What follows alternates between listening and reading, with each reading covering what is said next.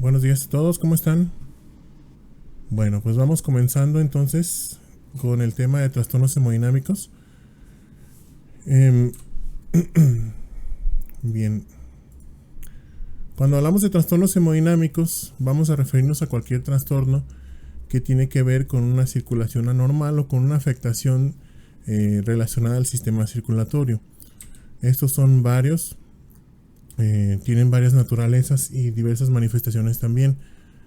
Cuando hablamos de circulación normal, pues nos referimos a la circulación inalterada, ¿verdad? Al funcionamiento inalterado del sistema circulatorio.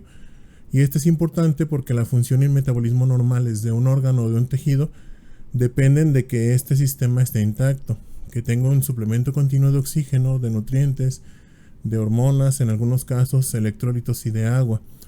Y también que se estén eliminando los productos metabólicos de desecho, ¿verdad? Y el dióxido de carbono del producto de la respiración celular.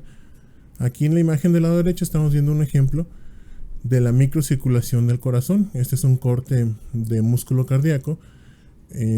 Y pues aquí se ven algunos vasitos capilares, aquí muy bonitos, entre las fibras musculares del músculo cardíaco.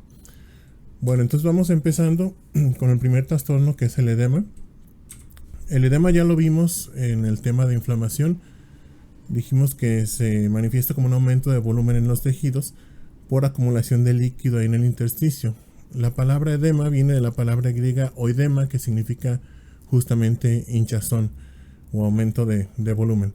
Y es una acumulación anormal y excesiva de líquido libre en un espacio intersticial o en las cavidades serosas, aunque cuando se nos acumula en las cavidades le vamos a decir derrame, no le decimos edema.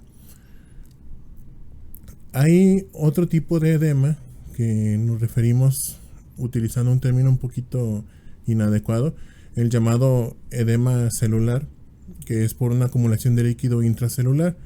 Esto lo correcto es llamarle degeneración hidrópica.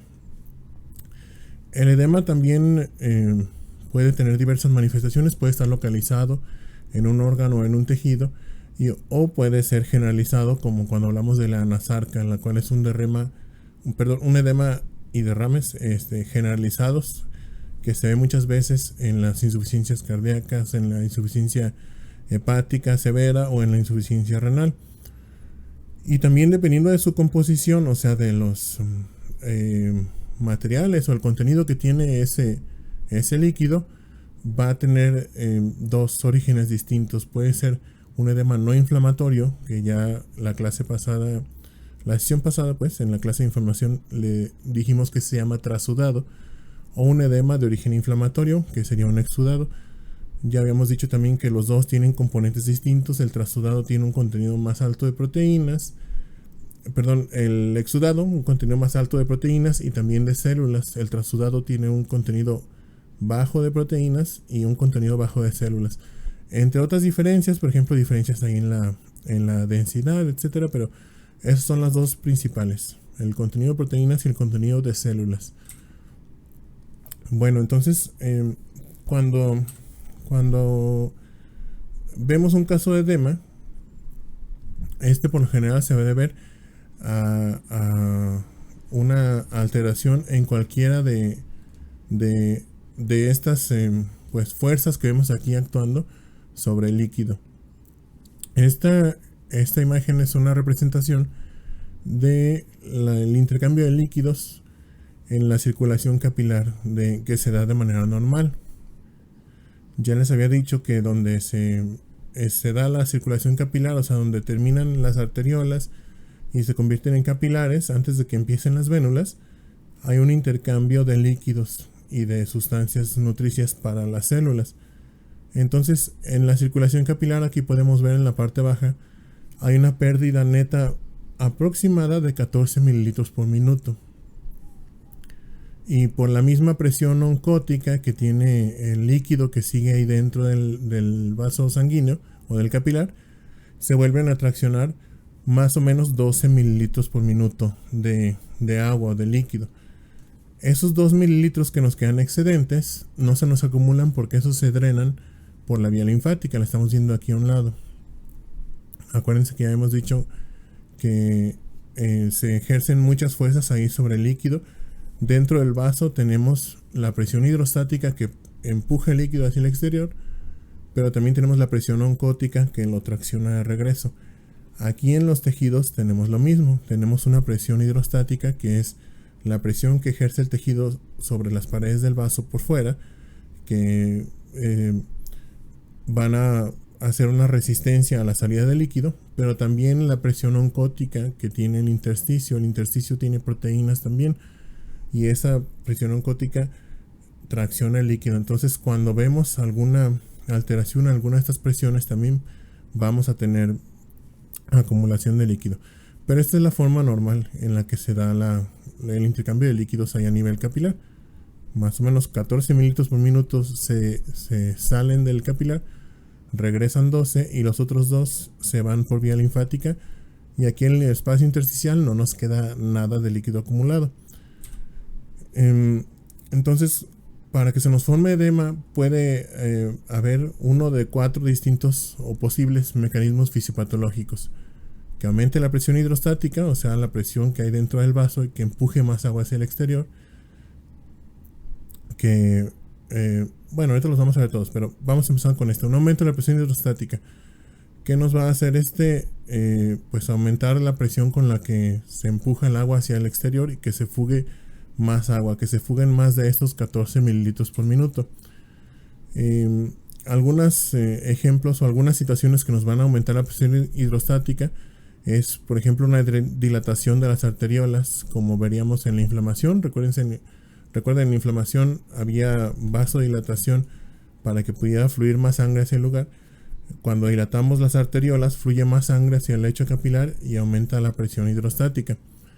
Un aumento de la presión venosa también, como cuando hay una trombosis venosa profunda que está pues obstruyendo el flujo de retorno, va a hacer que en la parte o en la porción distal a esa obstrucción aumente la presión venosa y empieza a fugarse más líquido. En la insuficiencia cardíaca congestiva también es un ejemplo clásico.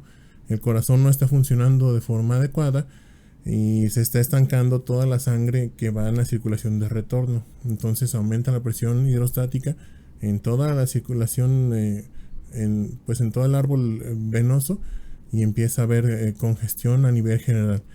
En la cirrosis hepática también, por la hipertensión portal que se produce, o en los casos de inactividad postural.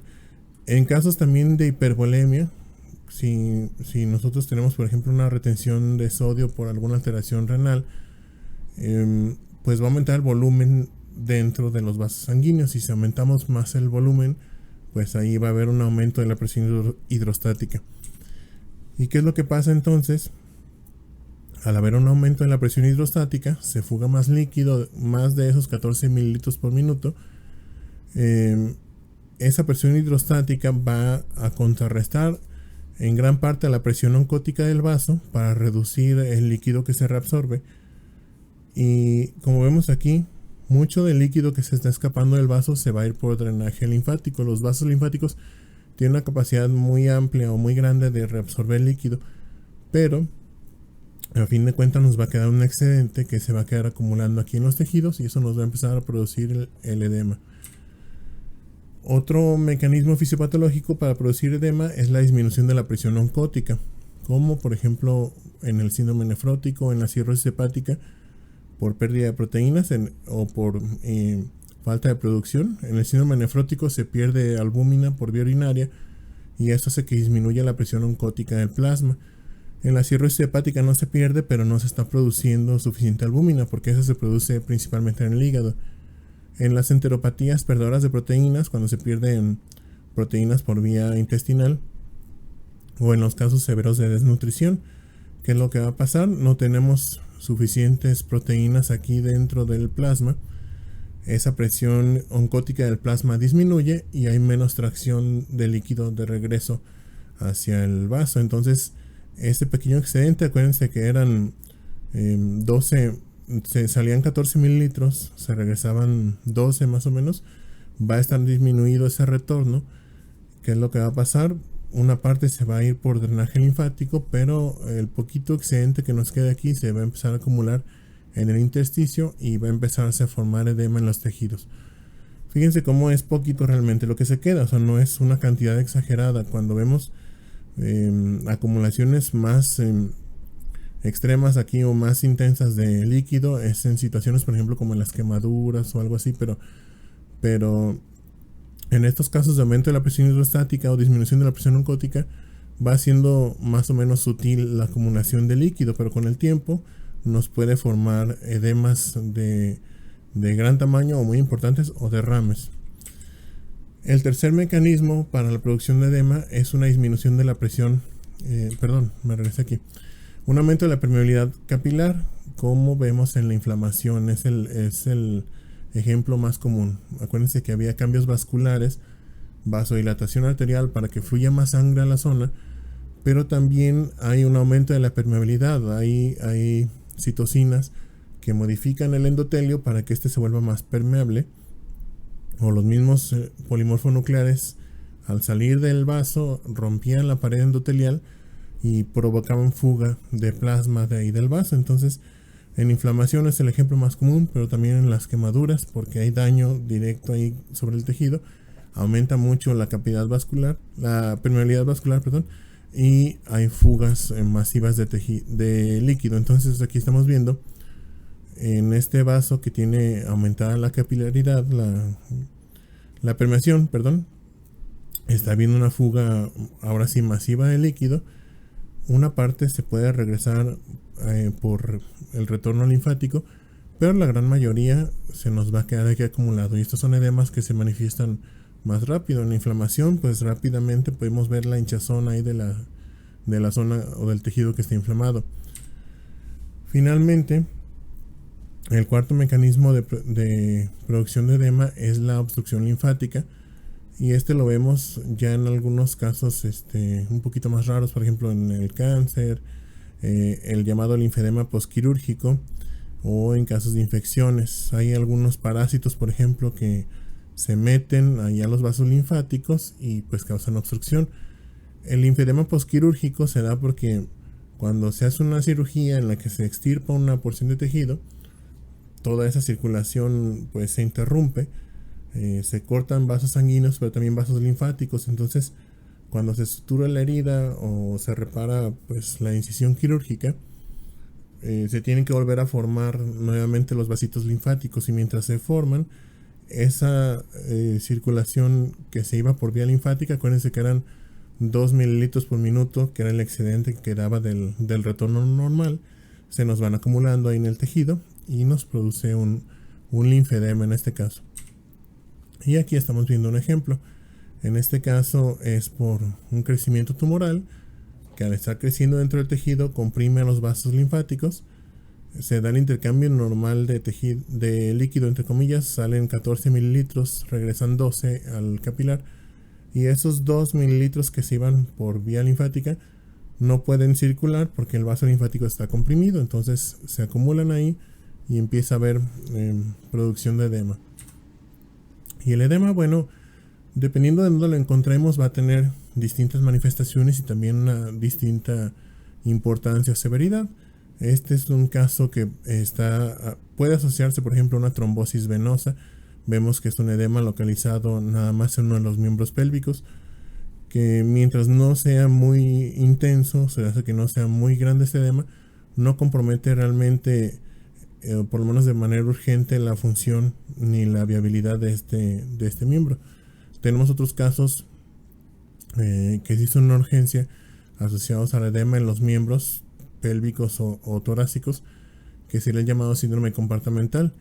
Este se asocia frecuentemente a lesiones graves o lesiones masivas de tejido donde se produce mucho edema en una zona localizada ahí. Generalmente es edema dentro del músculo. El músculo, acuérdense, está rodeado por una fascia que es flexible, pero no tiene tanta elasticidad, o sea, se estira, pero llega a un límite y entonces ahí ya se pone rígida. ¿Qué es lo que pasa? Se empieza a edematizar el miembro, llega al límite de distensión de los tejidos de esta fascia que cubre el músculo, y empiezan a comprimirse ahora los vasos sanguíneos, y eso compromete la circulación del miembro.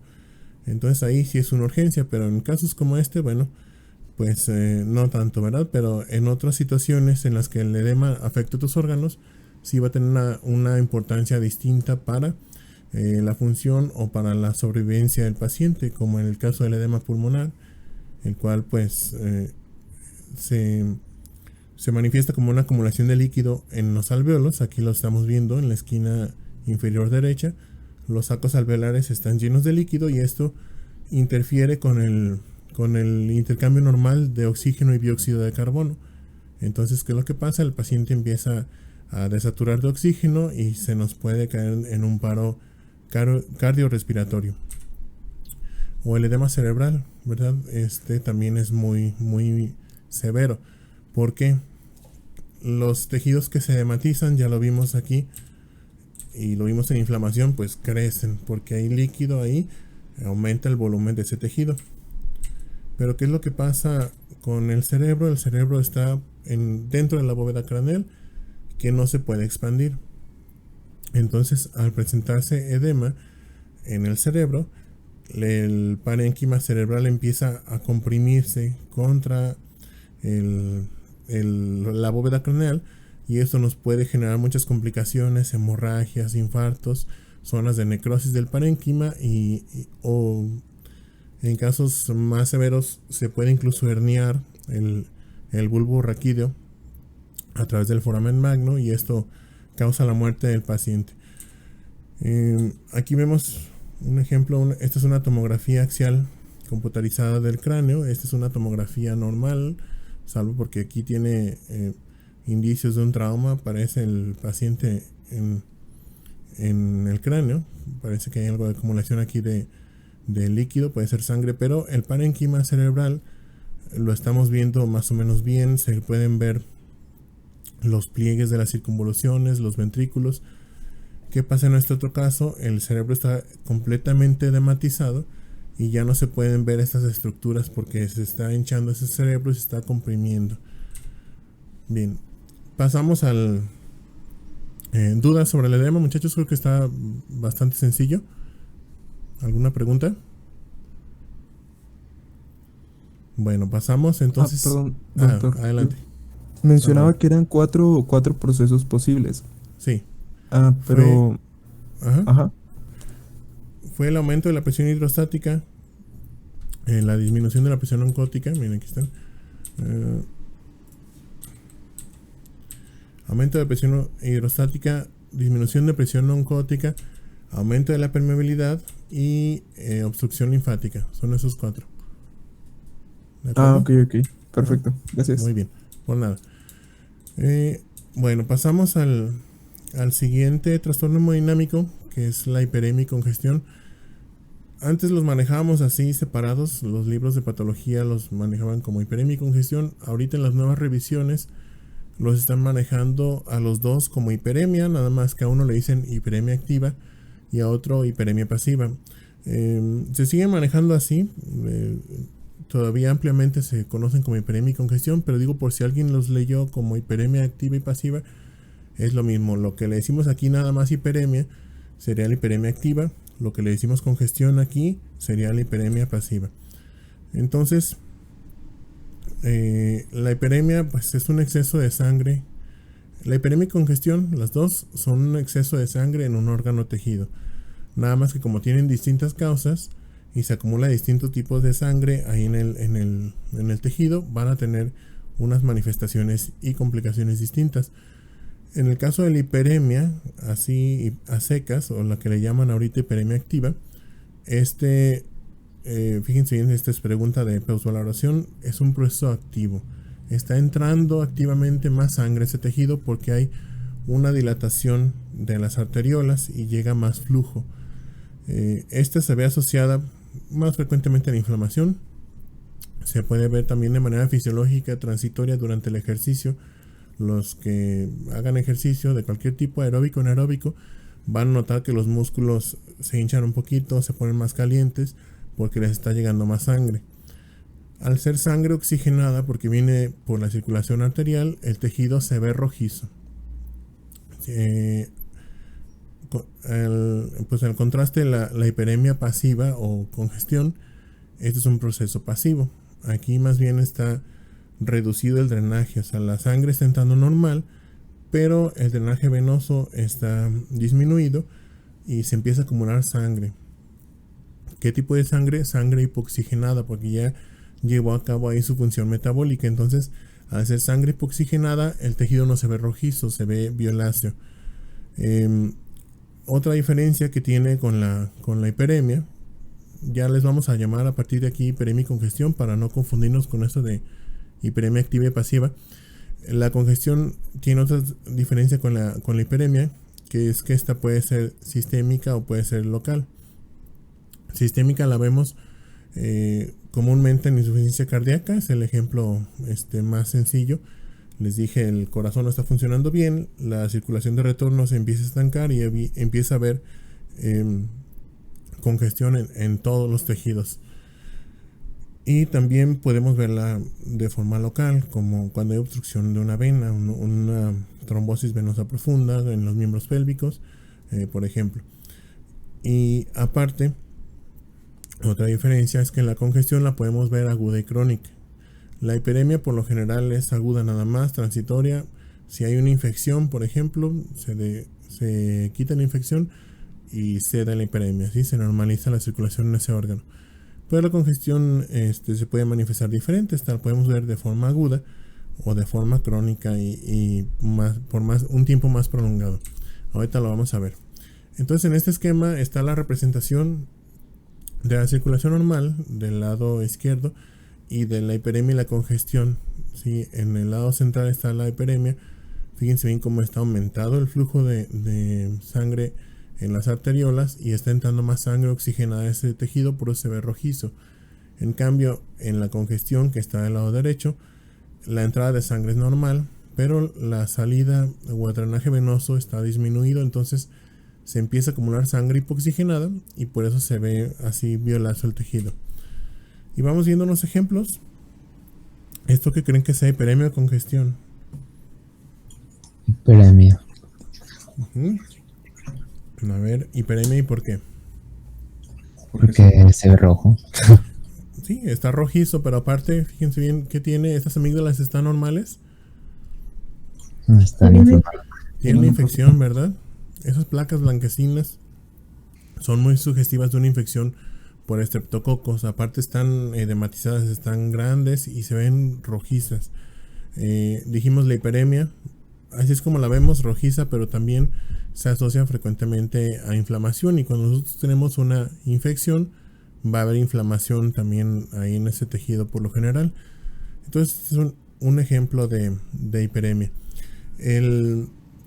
La congestión, dijimos, esa puede ser de dos tipos, aguda y crónica. Un ejemplo de congestión aguda es la que se observa en el edema agudo pulmonar.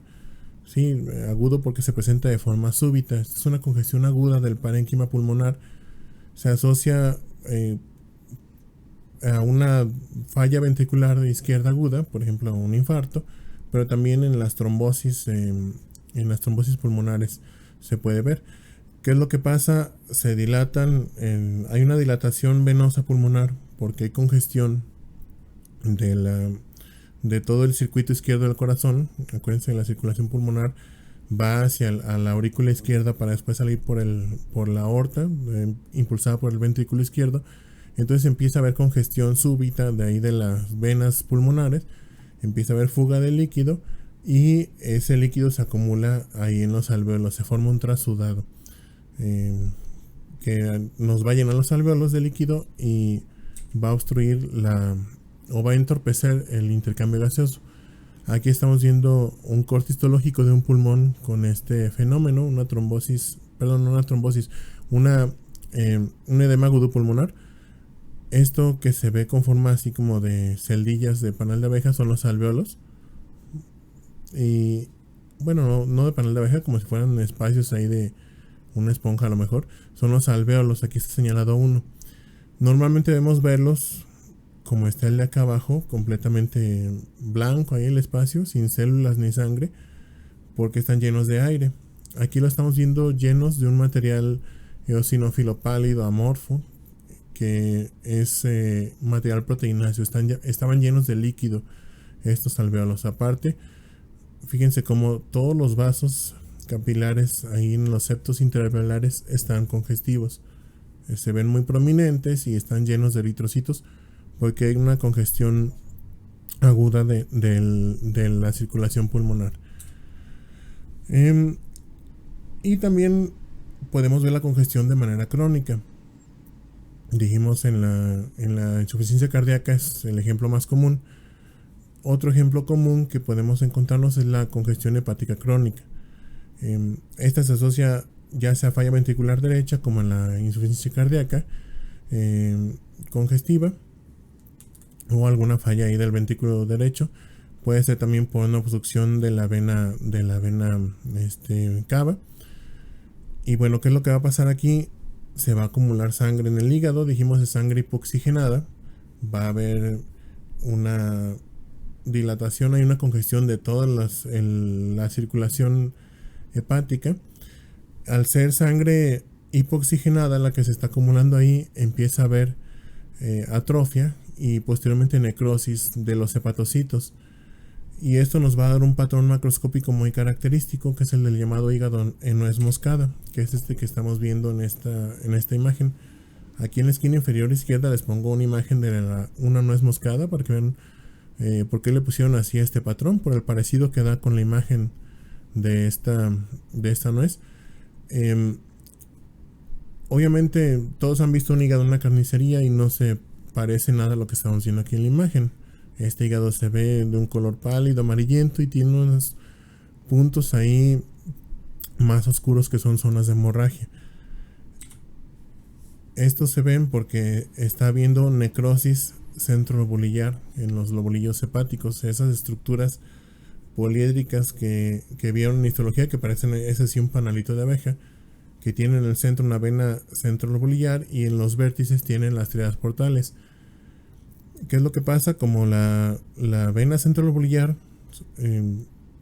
drena hacia la vena cava, ahí es donde empieza a afectar primero la obstrucción venosa. ¿Sí? Empieza a haber aquí hipertensión de la vena centrolobulillar, empieza a haber dilatación, se comprimen los hepatocitos que están aquí alrededor. Aparte reciben, como no están recibiendo sangre pues oxigenada porque está muy lento el tránsito aquí de la sangre, sufren de hipoxia, de isquemia y empiezan a morirse con el tiempo. Cuando se empiezan a morir, eso nos crea más zonas de hemorragia y es lo que podemos ver aquí. ¿Sí? Todos estos puntitos o parches ahí oscuros de color como café o violáceo son zonas de hemorragia que se corresponden con estas hemorragias centrolobulillares. Bien, pasando al siguiente tema, ¿alguna duda de hiperemia y congestión? Sí, profe. Sí, a ver. En la hiperemia sería apropiado decir que el tejido está eritematoso, ¿no? Uh-huh. Y en el Sí, caso puedes de la, decirlo. con- en el caso de la congestión, que dice que el tejido adopta un color violáceo, Uh-huh. igual estaría bien decir cianótico. Puedes decir cianótico, pero por lo general nosotros, como ya conocemos cómo se ve, inmediatamente decimos, mira, tiene aspecto congestivo, porque lo ves así de un color violáceo. Podrías decirle cianótico, pero por lo general te digo, le decimos así, mira, está hiperémico o está congestivo, porque las manifestaciones son muy, muy distintas. Pero sí puedes decirle cianótico sin problema. Ok, gracias. Ujú. Bueno, pasamos ahora al siguiente trastorno, que es la hemorragia. Este está muy sencillo. Una hemorragia es una extravasación de sangre al espacio extravascular. Ya saben, la sangre debe estar únicamente en los vasos sanguíneos. Entonces, si se sale del vaso sanguíneo, pues es una hemorragia. Cuando es una hemorragia, las hemorragias pueden drenar hacia el exterior, o sea, ser externas, como en las heridas, o quedar contenidas dentro de un tejido. Cuando se quedan contenidas en un tejido, nos van a formar un hematoma. Para entender el proceso de hemorragia realmente está sencillo, pues va a ser por un daño vascular, por lo general. Vamos a dar una repasadita al proceso de hemostasia normal. Este es el proceso que se lleva a cabo en un sitio de lesión vascular que va a involucrar a las plaquetas, a los factores de la coagulación y al endotelio, y nos va a culminar con la formación de un coágulo. ¿Esta para qué sirve? Para evitar la hemorragia. Es un mecanismo para contrarrestar una hemorragia, un sangrado. Estos que vemos aquí en la diapositiva son los 4 eventos principales que se dan en la hemostasia. Hay primero una vasoconstricción arteriolar, se da después la hemostasia primaria, la hemostasia secundaria y la estabilización y reabsorción del coágulo. La vasoconstricción inicial está dada por la liberación de endotelina por las células endoteliales. Aquí estamos viendo en el primer recuadro con la letra A.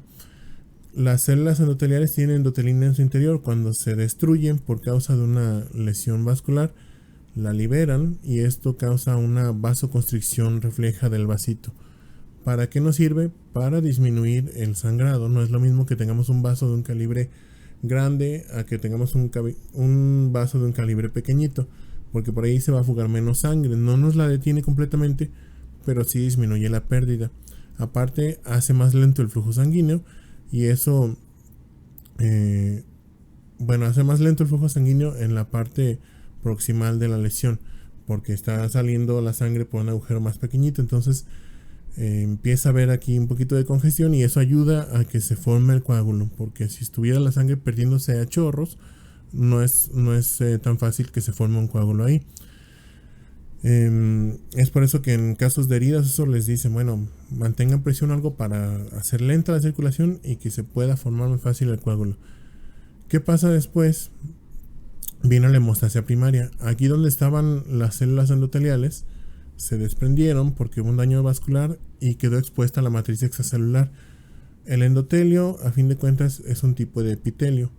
Todos los epitelios descansan sobre una membrana basal y sobre una matriz extracelular. La membrana basal, de hecho, es un tipo de matriz extracelular especializada. En el caso de los vasos sanguíneos, esa membrana basal tiene unas proteínas ahí, que aquí lo estamos viendo, es el factor de von Willebrand, nos lo están señalando aquí en la letra B, como esos puntos rojos ahí pequeñitos. Esas son moléculas de adhesión que son reconocidas por las plaquetas. Entonces, la función del factor de von Willebrand es el de favorecer la adhesión plaquetaria para hacer el tapón primario o la hemostasia primaria. ¿Qué pasa? Las plaquetas se pegan ahí a las proteínas del factor de von Willebrand y nos forman un primer tapón. Se empiezan a activar también y empiezan a adherirse unas con otras para hacernos el primer tapón hemostático. Posterior a esto viene la activación de la cascada de la coagulación. El endotelio que está ahí en la periferia de la lesión va a producir y a liberar factor tisular y nos activa la vía extrínseca de la cascada de la coagulación, que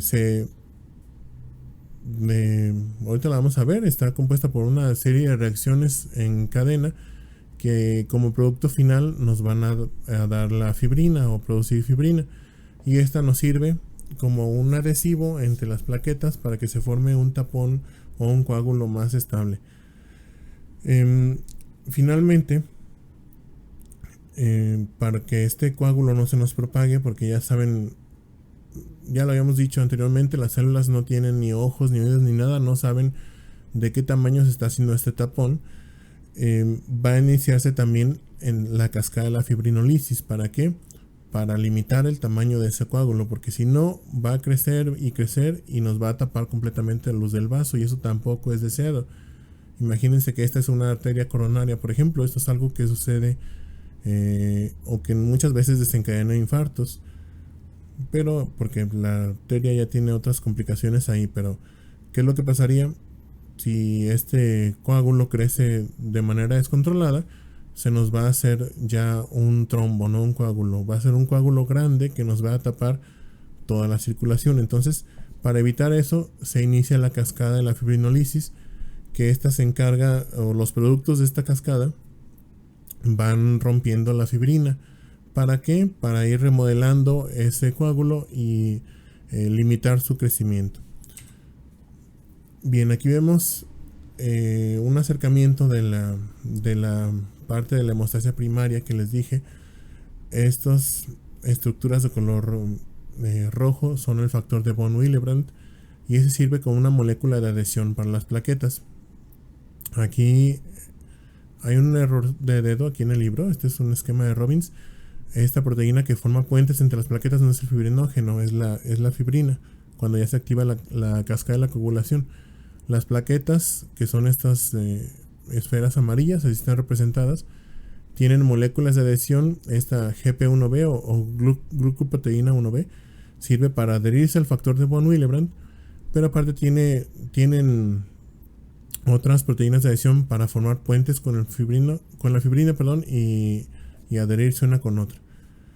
Estos recuadros nos están ahí señalando algunas enfermedades que se pueden asociar a deficiencias en algunos de estos receptores o de estas moléculas de adhesión. Eso no lo vamos a abordar más. Lo que me interesa es que vean el proceso de la hemostasia primaria, ¿sí? Cómo se pega la plaqueta y al factor de von Willebrand.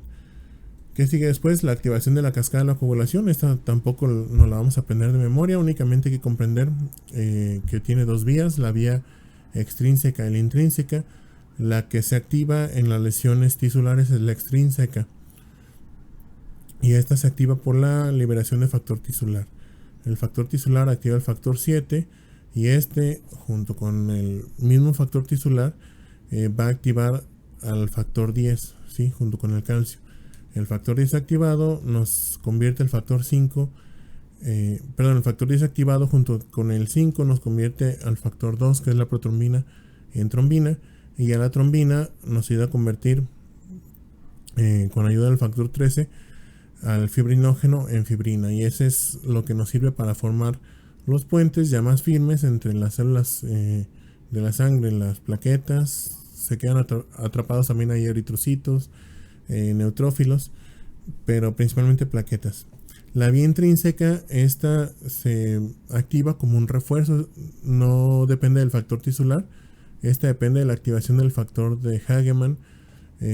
Este se puede activar ante la presencia de fragmentos libres de colágeno o de queratinas de alto peso molecular, que se ven justamente también en las lesiones tisulares. Y pues este nos convierte el factor 11 en 11 activado junto con la trombina, y este nos activa, el 11 activado nos activa el factor 9, y el factor 9 junto con el 8 activado ayudan también a activar el factor 10, y ya entramos nuevamente aquí a la vía común. Aquí nada más lo que les pregunto en el examen y en las postvaloraciones, ¿cómo se inician? Sí, apréndense cómo se inician, cuál es cuál. La extrínseca es la que se inicia con las lesiones tisulares, que va a estimular la liberación del factor tisular, y la intrínseca es la que se produce o la que se inicia con la activación del factor de Hagemann. Bien, y ya lo que estamos viendo aquí es una representación de la cascada de la... Bueno, aquí es cuando ya está la hemostasia secundaria. Ya se está polimerizando aquí la fibrina entre las plaquetas para formar el coágulo estable, pero al mismo tiempo se están produciendo y liberando agentes fibrinolíticos o anticoagulantes para limitar la expansión de este trombo. Aparte, fíjense bien cómo aquí se ve que estos fibritas estos filamentos de fibrina están fragmentados y como que se lo está llevando la corriente. Eso es literal, porque aquí está circulando la sangre. Si no controlamos esa producción de fibrina, ¿qué es lo que va a pasar? Se nos va a ir la fibrina por la circulación, y en algún otro lugar de la circulación puede formarnos un trombo. Entonces es por eso que se activa al mismo tiempo de la cascada de la coagulación la cascada de la fibrinolisis, y esta consta de muchos eventos, liberaciones de muchas sustancias que se encargan ya sea de destruir la fibrina o de inactivar algunos factores de la coagulación esenciales para la producción de la fibrina. Por ejemplo, las células endoteliales, en las zonas que no están lesionadas, tienen moléculas en superficie que se llaman así, moléculas parecidas a la heparina, y estas se encargan de fijar a la antitrombina 3. Entonces, cuando va pasando trombina por la circulación, porque ya se activó en otro lado la cascada, la antitrombina la va a capturar y la inactiva. Aparte, el conjunto de la antitrombina 3 con la molécula parecida a la heparina nos inactiva los factores 10 y 9 activados. Aquí vemos otro de los eventos principales. Las células endoteliales van a liberar activador de plasminógeno tisular. El plasminógeno se encarga de romper la fibrina, y también con la presencia de prostaglandinas y de óxido nítrico se va a estimular o se va a convertir la proteína C en proteína C reactiva. Esta es una proteína que está ahí en la circulación, y la proteína C activa junto con la proteína S va a destruir o a romper a los factores 5 y 8 activados, que los veamos acá en la cascada, el factor 5 y el factor 8 por aquí está, para inhabilitar la vía intrínseca y también la vía común de la cascada de la coagulación. Aquí está también la trombina. Miren cómo la trombina era la que producía o la que convertía el fibrinógeno en fibrina, y aquí con la antitrombina pues la estamos inactivando. Entonces, ¿esto qué va a hacer? Pues que se limite la propagación de ese coágulo. Del lado derecho tenemos los eventos que se dan que favorecen la trombosis. Si se fijan, aquí lo estamos viendo arriba, el endotelio tiene una función dual. Puede funcionar como antitrombótico cuando no hay lesión en el endotelio o en el vaso. Tiene ahí factores y proteínas que inactivan a los factores de la coagulación, o también tiene una función protrombótica. Cuando se presenta una lesión, tenemos el factor de von Willebrand, tenemos la liberación de factor tisular que nos inicia la cascada de la coagulación y nos favorece ahí la hemostasia. Entonces, pues ya entendiendo cómo se da la hemostasia, pues entender la hemorragia es muy sencillo. Es cuando hay, dijimos, una fuga de sangre del espacio intravascular al espacio extravascular. Así de simple. Ya dependiendo de cómo veamos la hemorragia y dónde la veamos localizada, le vamos a poner algún nombrecito en particular. Las hemorragias que se quedan contenidas dentro de los tejidos van a recibir un nombre dependiendo de su tamaño. Estas medidas que les pongo aquí son más o menos un promedio de lo que se menciona en diversas literaturas, porque hasta ahorita pues no hay como que un acuerdo bien así de tantos milímetros es petequia o de tantos a tantos es púrpura. Esto es un estimado. Por lo general, las petequias son hemorragias pequeñitas de 2 milímetros o menos de diámetro. Las equimosis les decimos más o menos a partir de 1 o 2 centímetros, y las púrpuras pues serían lo que cae ahí en medio, entre 3 a 9 milímetros más o menos.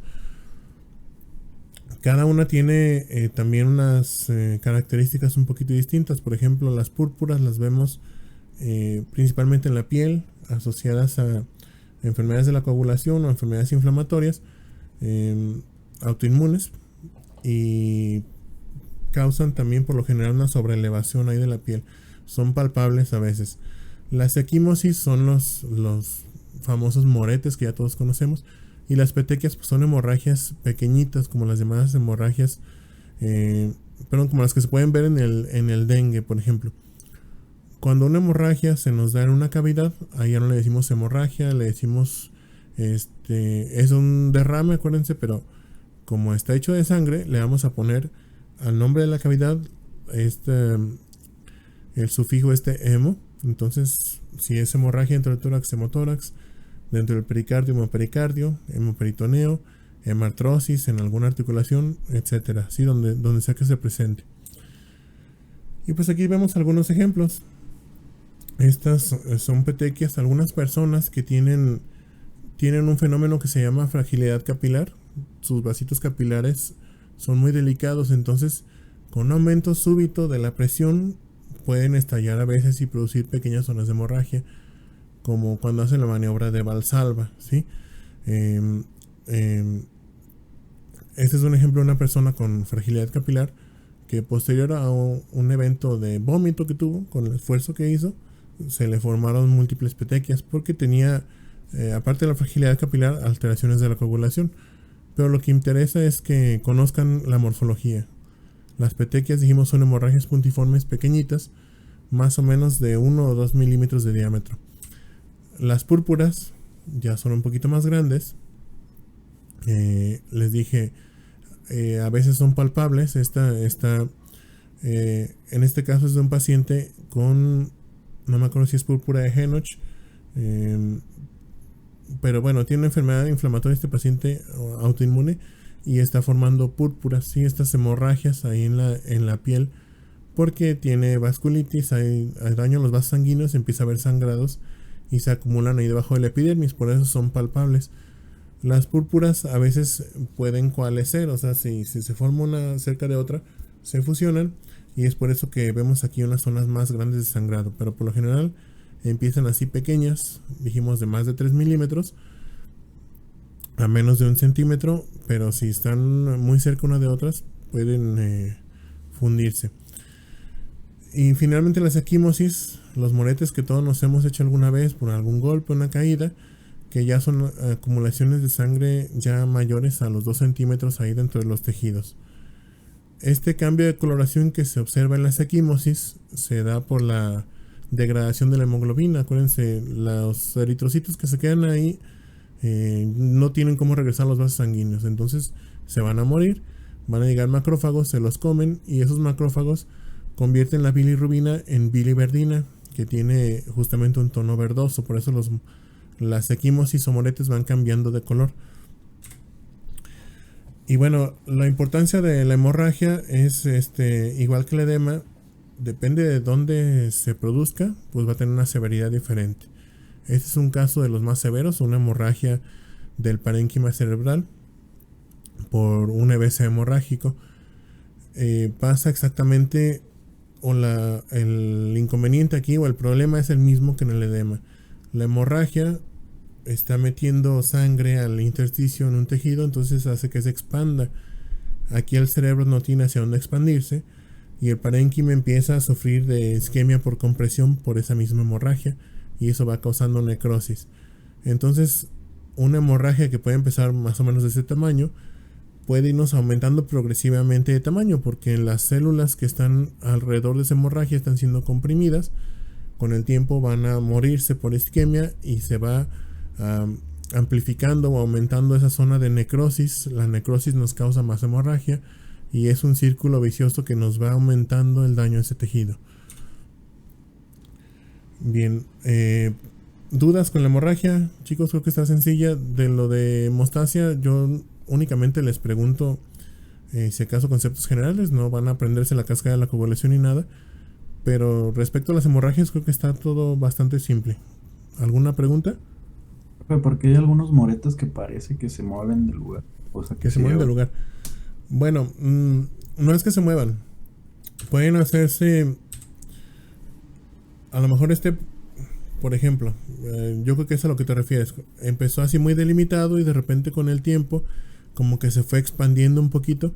Es por esa acción de los macrófagos. Van comiéndose los eritrocitos y se van poco a poco dispersando. Entonces da la apariencia de que el morete o equimosis se está desplazando. Aparte de que depende de la cantidad, obviamente, de sangre, esta puede irse abriendo poco a poquito paso a través del intersticio, ¿sí? A través del tejido conectivo, y pues expandirse un poquito más de la zona que vimos originalmente. Es por eso. Bien. Pasamos ahora a la trombosis. Ya vimos ahorita la coagulación normal, cómo se forma un coágulo.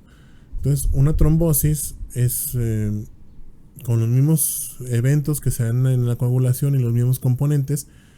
Se va a formar un tapón ahí o un coágulo, pero de un tamaño exagerado. Sí, es como una coagulación descontrolada.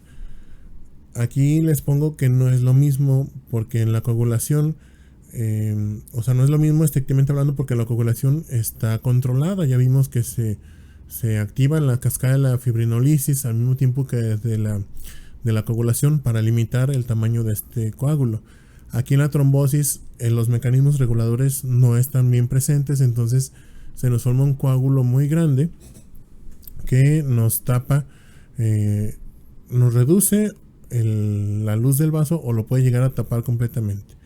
La función del coágulo es la de evitar el escape de la sangre, ya dijimos, en el espacio intravascular, del espacio intravascular al extravascular. Y el trombo pues no tiene una función específica, puede formarse a partir de un coágulo si tenemos alguna alteración en la coagulación, ahorita lo vamos a ver, pero también puede formarse por causas ajenas a una lesión del vaso. Y pues aquí vemos las complicaciones. Nos puede provocar isquemia porque se tapa la luz de ese vaso, si estamos hablando de una arteria, que es lo más común. Al tapar nosotros la luz de una arteria, vamos a provocar isquemia en el tejido que está distal a esa obstrucción, y eso nos va a causar un infarto. O también cuando tenemos un trombo, como ese está sometido al empuje de la circulación, está, vamos, como si estuviera en la corriente ahí sanguínea, esto puede hacer que se fragmente.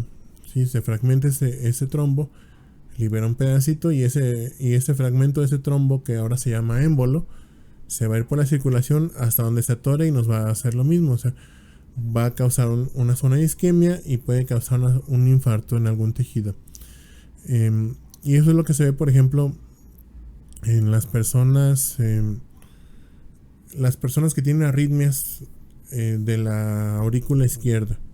Por ejemplo, esas son arritmias muy trombogénicas, porque en el corazón izquierdo ya la circulación es más intensa que en el derecho. Entonces, si la aurícula izquierda no se contrae de manera eficiente, dentro de la aurícula empieza a haber estasis sanguínea. Ahorita vamos a ver que la estasis favorece la trombosis, entonces se forman trombos dentro de la aurícula, y con el movimiento ahí, porque de todos modos el corazón está latiendo, se van soltando poco a poquito émbolos, que después los avienta los impulsa, el ventrículo izquierdo a la circulación. Entonces esos se pueden ir al cerebro, se pueden ir a las arterias, renales, a la arteria hepática, a la arteria esplénica, a cualquier otro lado. Sí, se pueden ir y causarnos infartos. Bueno, esto que vemos aquí es la famosa tríada de Virchow. ¿Sí? La tríada de Virchow es pues una conjugación de diversos eventos o estados que puede presentar una persona que van a favorecer una trombosis. Y pues se llama triada porque son tres, ¿verdad? La lesión endotelial, un estado de hipercoagulabilidad o una alteración en el flujo de sangre. Cualquiera de estos nos puede favorecer un evento trombótico, más aún si tenemos los tres. Hay algunos que se retroalimentan entre sí. Por ejemplo, una lesión endotelial nos puede alterar el flujo de sangre porque va a producir vasoconstricción y va a empezar a haber formación ahí de un coágulo. También una alteración en el flujo de sangre, por ejemplo, en las personas que tienen estenosis aórtica, nos puede provocar una lesión endotelial. ¿Por qué? En la estenosis aórtica, si no la conocen, pues revísenla, está sencilla. O sea, es una estenosis de la válvula aórtica. La válvula aórtica está más cerrada de lo normal. En casos severos, la estenosis pues es muy importante, y la superficie de apertura de la válvula está muy disminuida. Esto va a hacer que, como al corazón le está costando más trabajo sacar la sangre, empiece a impulsarla con más fuerza. Pero le está impulsando por una válvula reducida de diámetro. Esa sangre sale impulsada con una velocidad muy alta, como si fuera un chorro de una manguera, así como un jet. Entonces este chorro de sangre golpea las paredes de la aorta y puede provocar una lesión en el endotelio. porque están chocando los eritrocitos contra la pared endotelial. Se lesiona ese endotelio y se puede formar ahí un trombo también. Y los estados de hipercoagulabilidad, bueno, son alteraciones principalmente de la cascada de la fibrinolisis, que van a hacer que no se regule adecuadamente la cascada de la coagulación, o alteraciones de algunos componentes de la cascada de la coagulación que van a hacer que estos actúen de forma exagerada o sean de difícil control. Ahorita vamos a ver más o menos cada uno de estos. Este es un ejemplo de la... Bueno, este es un repasito nada más de la coagulación normal. Ya dijimos, cuando hay un daño endotelial se forma el tapón primario de plaquetas, o la hemostasia primaria, y después la hemostasia secundaria, ya con la consolidación y remodelación del trombo, no, del coágulo, ¿sí? ¿Qué es lo que pasa entonces cuando hay... Esto es referente a la alteración de flujo, primero. Bueno, este de acá, perdón, ya me confundí. Este de aquí es por una lesión endotelial. Si nosotros tenemos, por ejemplo, un estado de hipercoagulabilidad, si presentamos una lesión endotelial, se va a dar toda la serie de procesos normales de la coagulación, pero como no van a estar bien regulados, esto nos puede formar un trombo. Entonces este coágulo puede crecer de manera exagerada y taparnos la luz del vaso. Esto es lo referente a la alteración de flujo de la teoría de Virchow. La sangre, ya les había comentado, tiene un flujo laminar normal en el que las células van todas en el centro de la luz del vaso, y en la periferia hay únicamente plasma para que las células no estén rozando contra el endotelio. ¿Qué pasa cuando hay una alteración de flujo? Como vemos aquí en la inflamación, aquí se ve esta es una representación de la marginación de los leucocitos. Las células empiezan a chocar contra el endotelio. Cuando hay una alteración de flujo, por ejemplo en la hipertensión arterial o en el caso de la estenosis aórtica, en el que les dije que están chocando de manera violenta, la sangre se impulsa pues de manera violenta, así muy excesiva, las células sanguíneas chocan contra la pared del endotelio, que pues podemos pensar, ¿qué le va a hacer un eritrocito a esta célula?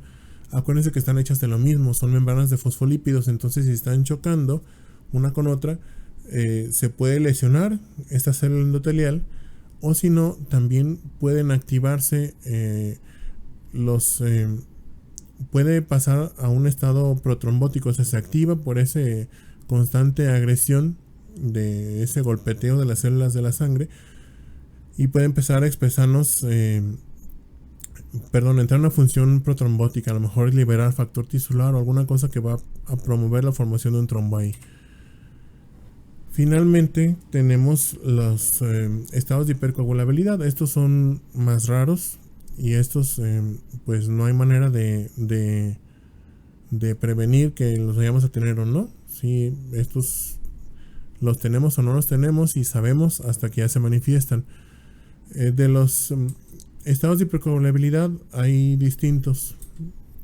Hay dos grupos, los primarios o genéticos y los adquiridos. Los adquiridos son de los más importantes porque estos los podemos presentar todos. Los primarios, pues solamente que tengas alguna mutación que te condicione tener alguno de estos, si no, pues no pasa nada. Entonces, algunos de los más comunes son estos que vemos aquí arriba. La mutación del factor 5, que lo va a hacer resistente a la inactivación por la proteína C. Acuérdense, la proteína C junto con la S rompía el factor 5 para detener la cascada de la coagulación. Aquí en estos casos, algunas personas tienen una mutación de ese factor que lo hace resistente a esta lisis por estas proteínas C. Aquí en este caso le llamamos factor 5 de Leiden. Otras mutaciones, por ejemplo, hay mutaciones en la protrombina que hace que se produzca en cantidades exageradas en la cascada de la coagulación normal, o que tengamos niveles basales aumentados de estos factores de la coagulación, el 8, el 9 o el 11, o de fibrinógeno por causas hasta ahorita desconocidas. Otras alteraciones más raras son deficiencias de la antitrombina, deficiencias de proteínas C y S que participan en la fibrinolisis, o ya las muy raras, deficiencias o defectos en la fibrinolisis, por ejemplo. Pero les dije, las secundarias son las más importantes porque estas son las que podemos presentar todos.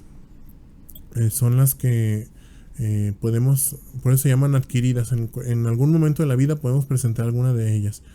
Y estas las dividimos en las que tienen alto riesgo y bajo riesgo de trombosis. Las que tienen alto riesgo son todas las que vemos aquí listadas. La estancia prolongada en cama, por ejemplo, o en movilización prolongada, porque esto nos va a producir estasis sanguínea. Esto mismo que veíamos acá, alteración del flujo, ese ejemplo que les dije de la hipertensión o de la estenosis aórtica es un ejemplo, pero también cuando hay inactividad o inmovilidad así prolongada, esto pasa pero en las venas. Sí, en las venas, acuérdense, el flujo sanguíneo es más lento, entonces empieza a haber estasis sanguínea y la sangre, por causas que no se conoce bien el mecanismo exacto así, pero se ha visto que se activa la vía intrínseca de la coagulación. Cuando la dejamos quieta la sangre que no se está moviendo, se coagula, y es lo que pasa cuando nos sacan sangre y la ponen en un tubito y la dejan ahí descansando un rato.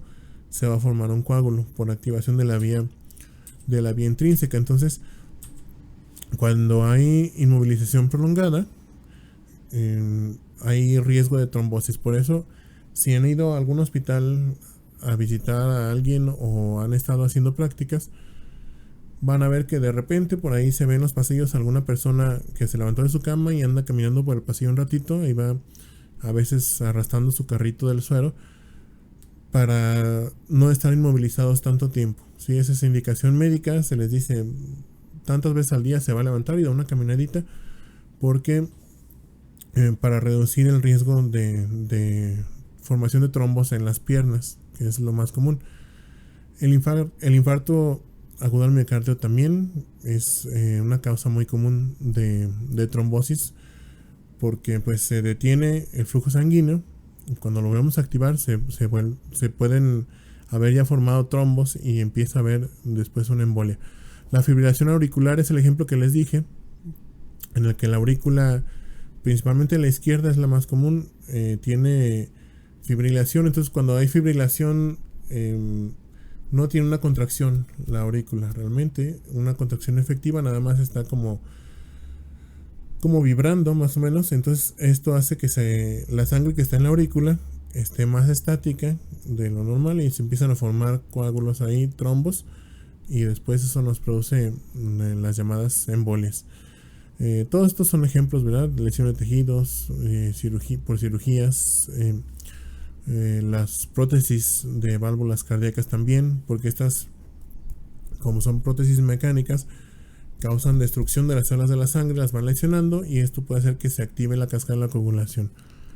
Hay otros eventos que son de bajo riesgo, como el síndrome nefrótico, la cardiomiopatía, sí, pero los principales son estos.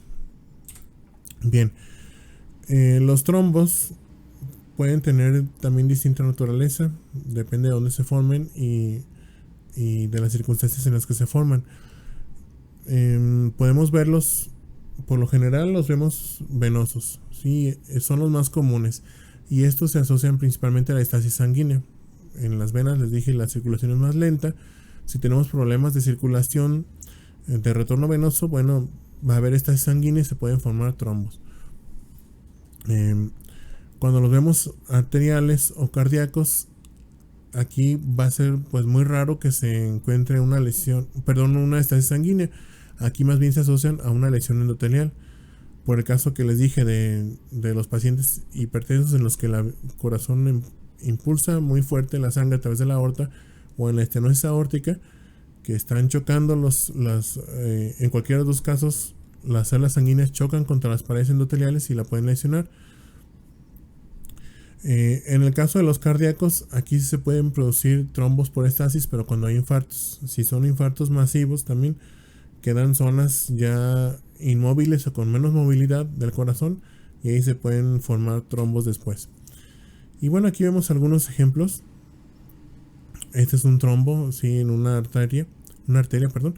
Eh, los trombos, esto que estamos viendo aquí, que está hecho como en capas, tienen esta morfología. Se producen activamente o crecen de forma activa durante el periodo de vida de la persona. Esto les digo para no confundirlos después con un coágulo. Sí, es muy fácil diferenciarlos de un coágulo. Si nos mandan una autopsia y encontramos sangre coagulada, por ejemplo, dentro de las arterias carótidas, no vamos a decir, mira, tuvo una trombosis carotídea, a menos que veamos esto. Estas líneas de color blanquecino son las llamadas líneas de Sand. El trombo no crece así de ese tamaño grande de primera intención.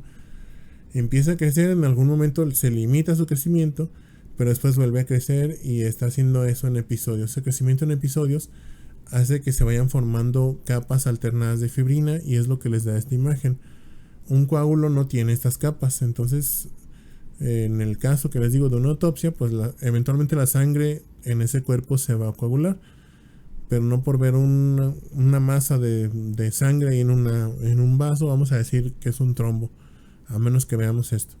Y estas líneas de Sand también las podemos ver al microscopio. Miren, este es un corte histológico de un trombo y estas bandas de color eosinófilo son las líneas de Sand, son bandas de fibrina que tienen ahí también atrapadas células inflamatorias, algunas plaquetas, y lo que se ve de color rojo son plaquetas y eritrocitos que van quedando atrapados entre esas capas de fibrina. Bien, la trombosis puede tener distintos desenlaces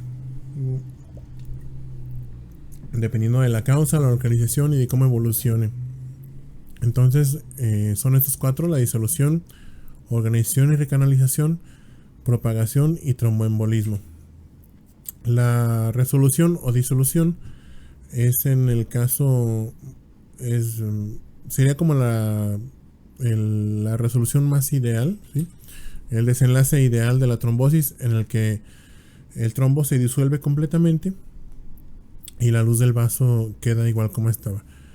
En el caso de la organización y recanalización es lo que estamos viendo aquí. Cuando se forma un trombo muy grande en un vaso que no obstruye completamente la luz, ¿qué es lo que pasa? Para evitar que ese trombo después se fragmente y nos produzca un émbolo, el trombo se empieza a infiltrar por células inflamatorias que lo van a consolidar, van a transformar el material de ese trombo en tejido fibroso y a integrarlo a la pared del vaso. Entonces fíjense cómo aquí la luz del vaso es esta, ya nada más. Todo esto se reemplazó por tejido fibroconectivo.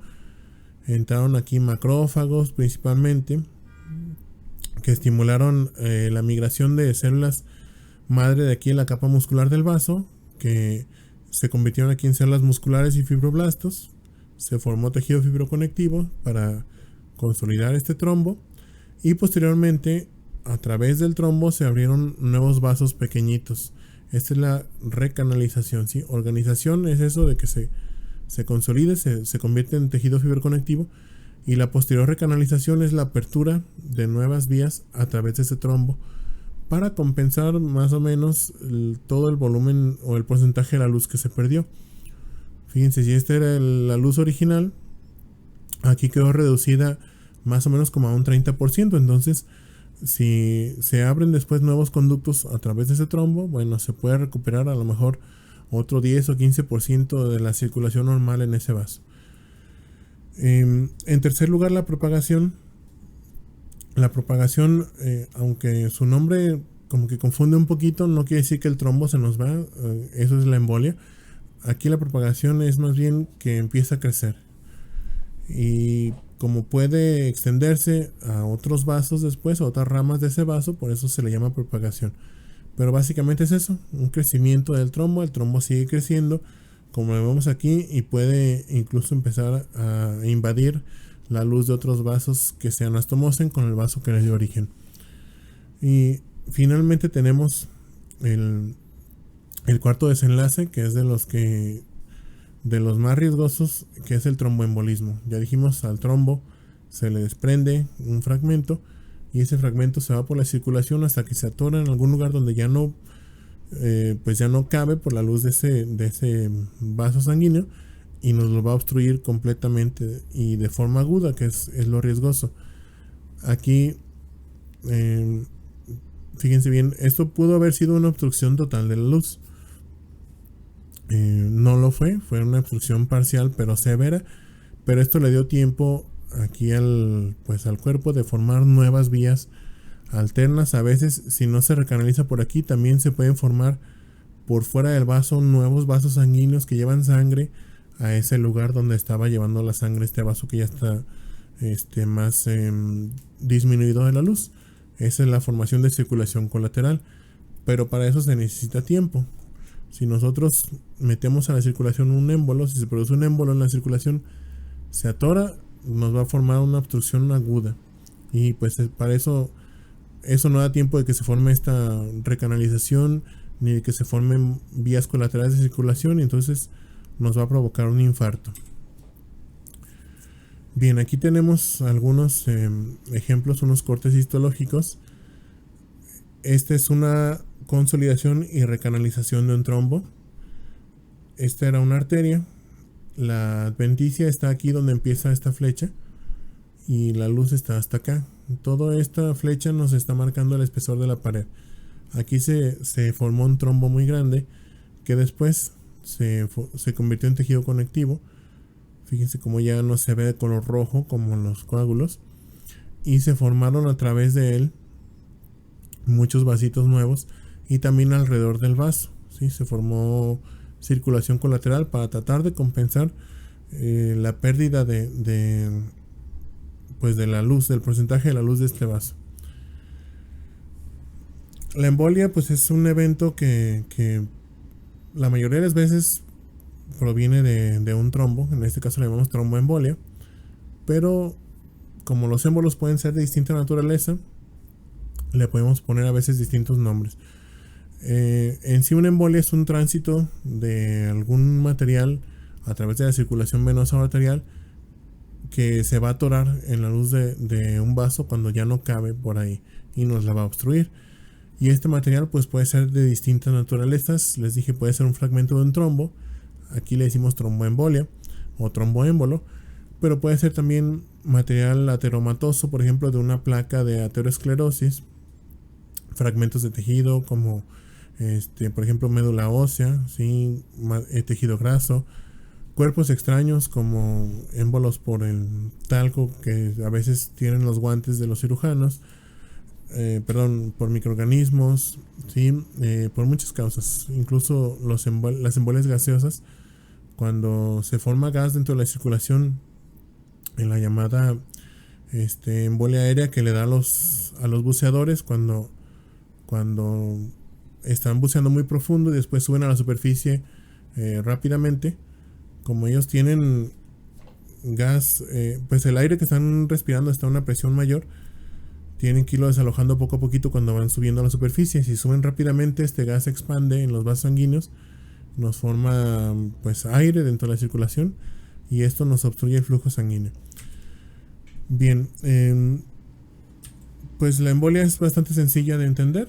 Nada más algún objeto, algún material que va circulando ahí por la luz de un vaso y llega y se atora y nos lo obstruye. Aquí tenemos algunos ejemplos. Este es un émbolo que se atoró en una arteria. Fíjense cómo pues parece un coágulo, pero es un fragmento de un trombo. Cuando ya se separa el trombo ya se llama émbolo, ya no se llama trombo.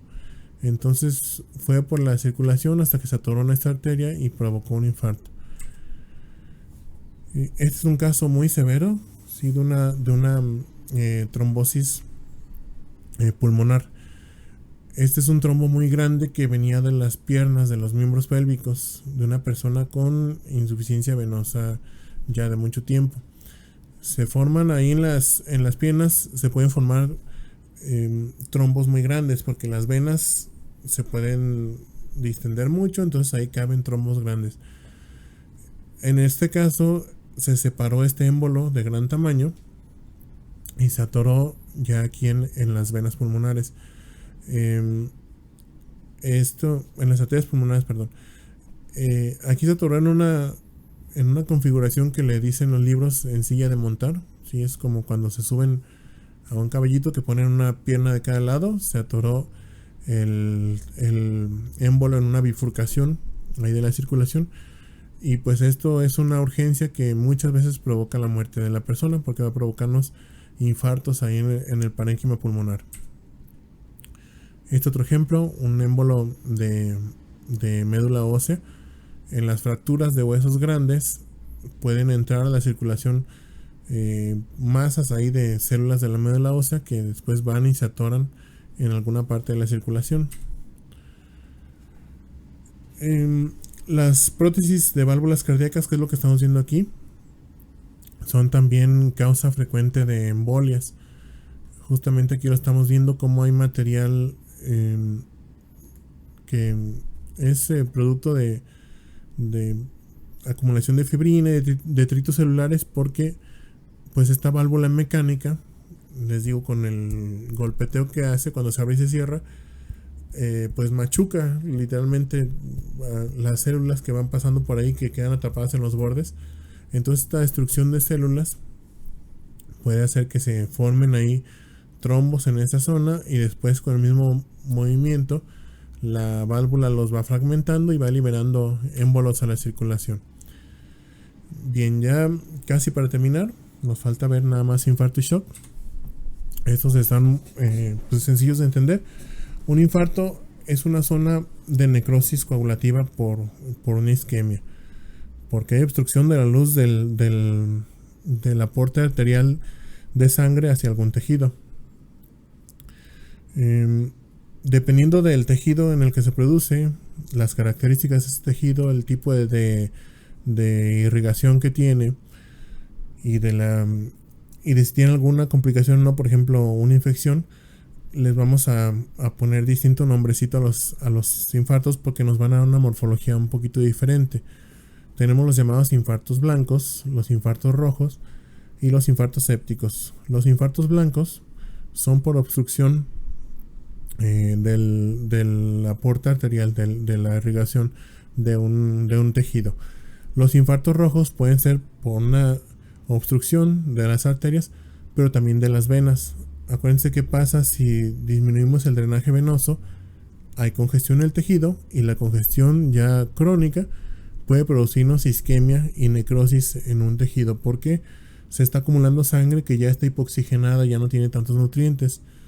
Aunque la sangre que va en las venas no está completamente desaturada, ¿verdad? Nada más tiene una saturación baja de oxígeno.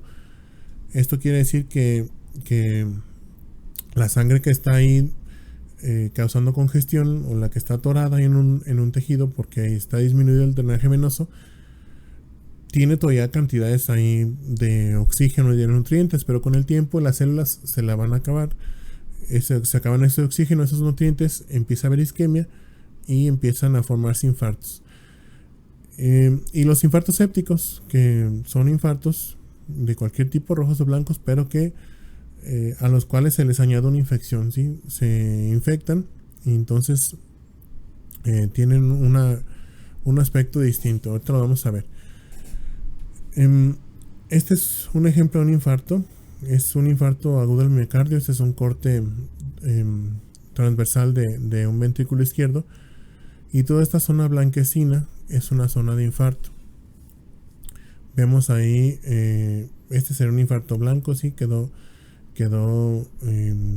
como libre de sangre o sin sangre todo este tejido, por eso se ve ese color así blanquecino. Y pues este es todo el tejido que ya está necrótico o en proceso de necrosis. En el caso del corazón, este esquemita lo vimos en el tema de adaptación, lesión y muerte celular. Les dije que cuando había una lesión celular, en el caso del corazón, empezaría en cuanto empieza el proceso de isquemia. ¿Qué pasa? La función celular disminuye y empiezan a haber algunas manifestaciones aquí en la célula. Las primeras son las alteraciones bioquímicas. Entonces por eso pedimos, cuando llega un paciente con sospecha de infarto, las enzimas cardíacas, ¿verdad? Todas las enzimas cardíacas, porque si hay un infarto realmente, pues ya se están liberando, ya hay alteraciones bioquímicas en las células y estas enzimas ya salieron a la sangre. Pero aparte también está disminuyendo, fíjense, rápidamente la función celular. En el caso de este infarto, todas estas células empezaron inmediatamente con una contracción menor. En el corazón, acuérdense, la propagación del impulso eléctrico depende de la misma contracción de las células, porque la célula se contrae y le pasa el impulso a la que sigue. Sí, aparte de utilizar las mismas líneas de conducción, las fibras de Purkinje y demás, las células entre sí se pasan el impulso. Entonces, como empieza a haber una alteración en la función, es lo que nos causa los famosos alteraciones del electrocardiograma. En los supradesniveles que vemos aquí en la parte derecha o subdesniveles están dados por eso, porque se altera la función de las células que están pues infartadas o en un proceso de infarto, se contraen menos de forma menos eficiente o no se contraen, y eso modifica la propagación del impulso eléctrico en el corazón y se puede detectar con el electrocardiograma. Este es un ejemplo de otra complicación. Esto está asociado también a un proceso de hemorragia. Aquí un infarto en el corazón, un infarto del ventrículo izquierdo, provocó una ruptura del ventrículo. Fue un infarto masivo, es toda esta área. Y la flecha blanca nos está señalando un área de ruptura del ventrículo. ¿Qué es lo que hizo esto? Que se empezara a escapar la sangre hacia el espacio pericárdico, el espacio entre el pericardio y el corazón, y esto nos causara un taponamiento cardíaco. La sangre empezó a fluir en este espacio. Como el pericardio, ya les había dicho, no es muy elástico, es flexible, pero no se puede estirar mucho. Llegó a su límite de distensión el pericardio y se empezó ahora a comprimir el corazón. Esto disminuyó masivamente la capacidad de distensión del corazón, y pues como tenía parte un proceso de infarto ahí agregado, pues no soportó el corazón de esta persona. Esto de aquí es un ejemplo ya más claro de los llamados infartos rojos y blancos. Del lado derecho tenemos, obviamente ahí se ve un infarto blanco. Este es un vaso, ¿sí? Y el vaso, acuérdense, tiene una irrigación sanguínea únicamente por la arteria esplénica. ¿Qué es lo que pasa cuando se tapa una de las ramas de esta arteria esplénica? Todo el tejido que depende de esa rama se queda sin sangre. La sangre se va a drenar por la vena esplénica, el tejido se queda sin sangre y se ve de color blanquecino. En el caso del pulmón, que es lo que vemos aquí al lado izquierdo, los infartos que se producen por lo general son infartos rojos. ¿Por qué? Porque el pulmón tiene una doble circulación. Tiene la circulación funcional y la circulación nutricia. Entonces, si nosotros tapamos una rama arterial de la circulación nutricia, las células empiezan a sufrir de isquemia.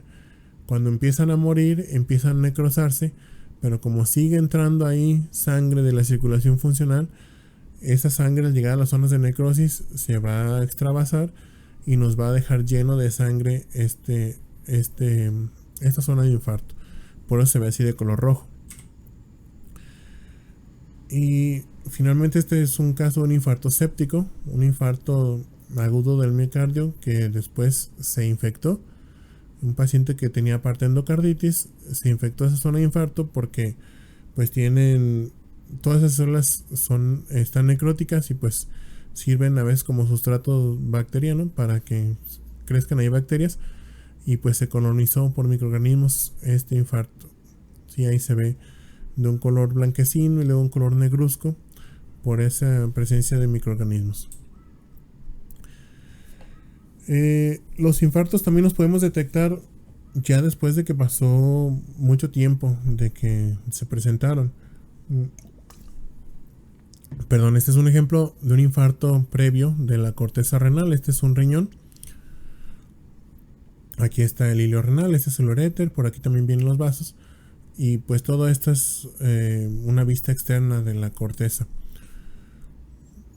Fíjense bien cómo se ve de un aspecto granular, como si fueran muchos aquí granitos o nodulitos en la corteza renal. Y en la parte central, aquí donde está el segmento medio, vemos esta zona de aplanamiento, de atrofia de la corteza, y aparte se ve como más así blanquecina, como un aspecto fibroso, como si fuera una cicatriz.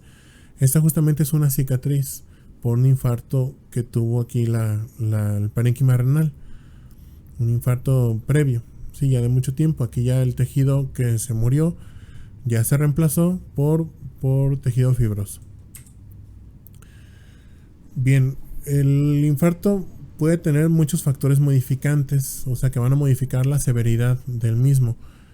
Va a depender la severidad del aporte vascular que tenga el tejido, de la velocidad con la que se instauró la oclusión del aporte vascular, la vulnerabilidad del tejido y el contenido de oxígeno en la sangre. Por ejemplo, el aporte vascular, vamos a regresarnos un poquito al infarto del pulmón. Aunque le tapamos aquí si se obstruye la circulación nutricia de este segmento aquí del pulmón, las células empiezan a sufrir de isquemia, pero como tienen la circulación funcional, pueden captar de ahí también oxígeno. Les dije, la sangre no está completamente saturada de oxígeno, entonces esto hace que las células de aquí, de esta zona de infarto, aguanten un poquito más antes de morir. No es lo mismo con estas del vaso. Aquí se tapa el aporte de sangre, lo demás se drena, ya no tienen más de dónde captar nutrientes ni oxígeno y se mueren más rápidamente. Entonces no sé qué pasó aquí. Bueno, el aporte vascular es un factor modificante. Si tenemos un tejido que tiene más vías de entrada de sangre, pueden durar más tiempo las células antes de morir. La velocidad de desarrollo de la oclusión también es importante. No es lo mismo una oclusión súbita como en una embolia a una oclusión que se va dando de forma progresiva. ¿Por qué? Ya les dije, cuando se va dando de forma progresiva una oclusión, se forman vías colaterales. Entonces, cuando ya termina de ocluirse esa vía principal, tenemos las vías colaterales de circulación y eso le da aporte sanguíneo a un tejido para que aguante un poquito más de tiempo. Igual, la mayoría de las veces no es suficiente, ¿sí? Termina por morirse ese tejido, pero puede soportar más tiempo esa oclusión y eso nos da a lo mejor oportunidad de destapar ese vaso que estaba ocluido. En tercer lugar, la vulnerabilidad de las células. Las células, dependiendo de su naturaleza y su función, tienen una mayor o menor susceptibilidad a la isquemia. Las células que tienen un metabolismo más acelerado son muy susceptibles. Por ejemplo, las neuronas. Esas con 4 minutos que tienen de isquemia ya empiezan a morirse. Tienen cambios irreversibles, lesiones irreversibles, y ya se mueren. Si no hay forma de salvarlas, aunque se restablezca la circulación. Las células del miocardio, fíjense, duran mucho más, casi 10 veces más que las neuronas. ¿Por qué se muere tanta gente de infartos? Bueno, porque pues la mayoría no estamos ahí a 1 o 2 cuadras de la sala de urgencias. Tenemos que desplazarnos, entonces aunque tengamos hasta 30 minutos, normalmente la atención se demora más de esto. Entonces, cuando una persona tiene un infarto, por lo general ya queda, si sobrevive, ya queda con daños permanentes ahí en el corazón, queda con zonas de necrosis porque muchos de los cardiomiocitos ya tuvieron daño irreversible y están en un proceso de necrosis.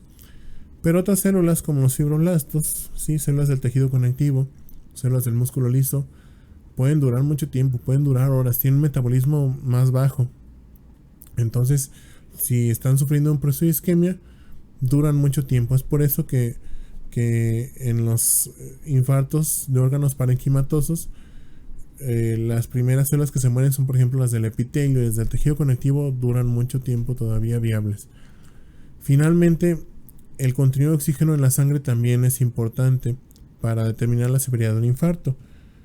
Si nosotros tenemos una zona a lo mejor del corazón que ya recibe menos sangre porque tenemos un trombo ahí en la coronaria que nos está reduciendo el aporte sanguíneo, nuestras células que están distales a esta obstrucción parcial ya tienen una hipoxia porque tienen están recibiendo menos sangre.